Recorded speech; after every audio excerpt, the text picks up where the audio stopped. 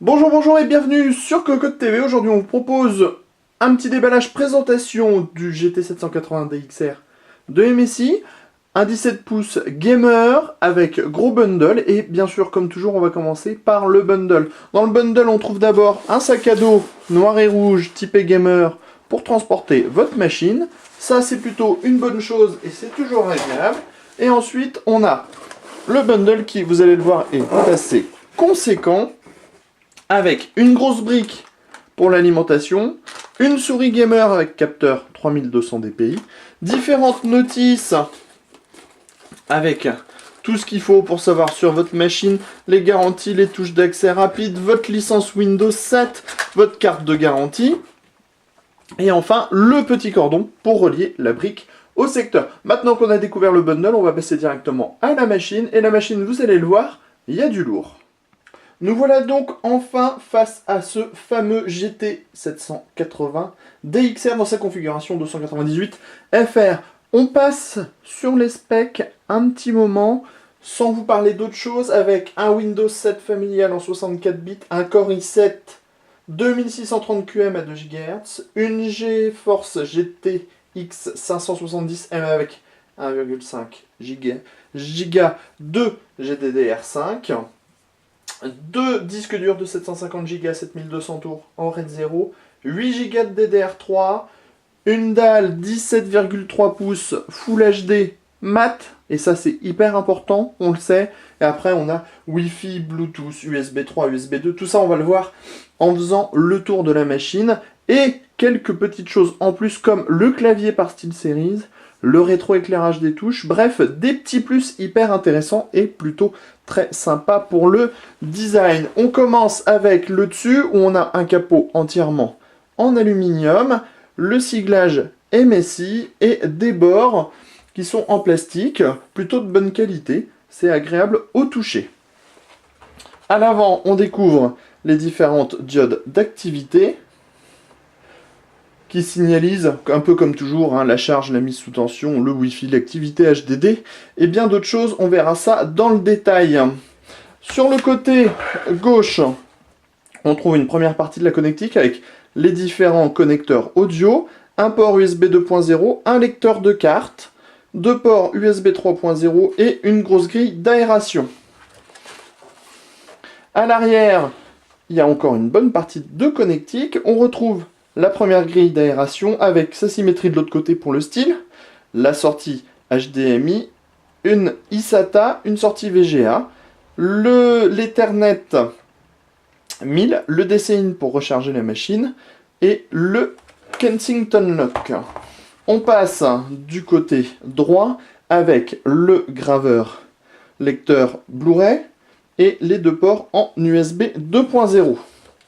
Sous la machine, vous allez le voir, un petit peu moins de choses, avec principalement des grilles qui cachent la batterie ici, et enfin toute la partie hardware sur laquelle on va revenir en fin de vidéo avec un gros plan sur les différents composants. On voit aussi ici la petite grille qui cache tout simplement le subwoofer. On passe maintenant un petit peu plus. On ouvre donc la machine afin de découvrir la dalle, l'écran et aussi tout ce qui est partie clavier et touchpad. Alors la dalle, 13,3 pouces, 1920 par 1080, donc Full HD, traitement mat, webcam HD avec son micro, petit logo MSI. On retrouve deux HP donc qui viennent en complément du subwoofer. Tout provient de chez Dynaudio et franchement le son est absolument excellent, hein. C'est vraiment un des portables qui a le meilleur son actuellement sur le marché. Ici on trouve les différentes touches sensitives avec le power on au centre, des touches sensitives pour les programmes, l'overclocking, changer les rétroéclairages du clavier, activer le Wi-Fi, le Bluetooth, changer de mode d'écran, éjecter le DVD. Ici on a le clavier de type chiclette, siglé SteelSeries, et vous allez le voir, il y a quelque chose qui est assez formidable pour une fois. Le clavier est hyper rigide, ce qui est plutôt rare, c'est-à-dire que quand on appuie au centre du clavier, celui-ci ne bouge pas d'un chouïa, et c'est assez rare pour le noter. Il est en plus plutôt très agréable sous les doigts.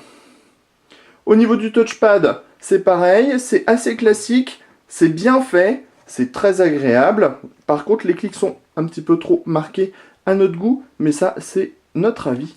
Et ce ne sera pas forcément l'avis de tout le monde. Par contre, la glisse est très agréable au niveau du touchpad. Voilà ce qu'on pouvait dire pour l'aspect extérieur pour le moment. On va maintenant repasser en dessous la machine, histoire que vous la découvriez un petit peu plus dans le détail et qu'on puisse baver un petit peu sur la partie hard. On se retrouve maintenant donc à l'arrière du portable afin d'en découvrir les entrailles. On voit les deux disques durs, deux modèles de chez Western Digital en Scorpion Black 7200 tours, on en trouve un premier ici et le second un peu plus à l'arrière avec un PCB retourné. On voit aussi les différents caloducs et les parties dédiées au refroidissement pour le processeur et la carte graphique. Le processeur se trouve sous les deux premiers caloducs ici. C'est un Core i7 2630 QM à 2 GHz, surmonté de son ventilateur qui extraira l'air du processeur mais aussi de la GTX 570M qui se retrouve, elle, emprisonnée dans son sarcophage d'aluminium, toujours avec plusieurs caloducs. En dessous, on découvre deux ports DDR3 supplémentaires, ce qui vous permettra de rajouter deux barrettes en plus des deux barrettes qui sont déjà présentes en dessous le PCB. Voilà ce qu'on pouvait dire pour les entrailles de ce 780. On va tout de suite vous proposer un petit démarrage, histoire de découvrir le clavier rétro-éclairé. Maintenant que nous avons monté tous les composants, étant d'appuyer tout simplement sur la touche Power On, afin de faire démarrer notre GT 780. On voit qu'au démarrage, on a le droit à une petite diode blanche très sympathique au niveau du Power On, ce qui donne toujours une touche assez classe. Et ça s'est sorti plutôt bien avec le noir et le rouge ambiant.